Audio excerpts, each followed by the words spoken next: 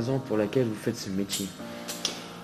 Je fais ce métier, c'est que j'ai souhaité vraiment m'engager par rapport aux valeurs que représentait l'institution, me sentir utile et quelque part défendre d'une certaine manière mon pays.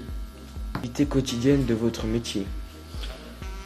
Alors pas particulièrement de mon métier, mais je dirais du métier de soldat et sur une préparation physique, un entraînement, du tir, des préparations techniques pour certains corps de métier, afin d'avoir toutes les compétences ou les prérequis nécessaires aux missions auxquelles on peut être amené à devoir servir.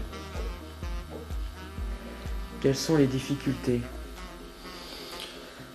Je dirais pas qu'il y a de difficultés, je dirais que c'est une manière de s'adapter, de s'adapter aux contraintes que l'on peut voir dans n'importe quel corps de métier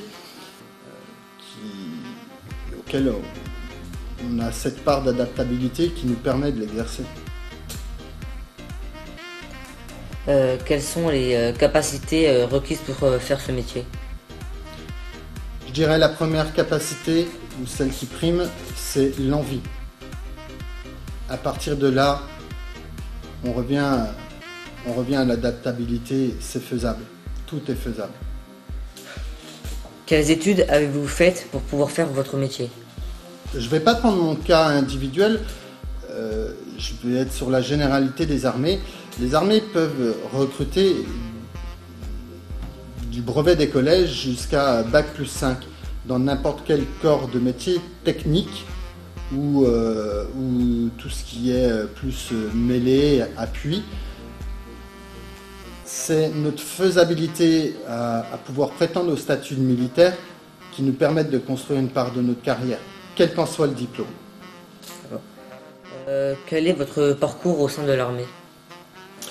J'ai commencé militaire du rang, donc tout en bas de l'échelle, avant de pouvoir poursuivre sur un recrutement qu'on appelle semi-direct pour être sous-officier de l'armée de terre, sur multiples métiers et postes différents avant d'en arriver à celui de conseiller en recrutement.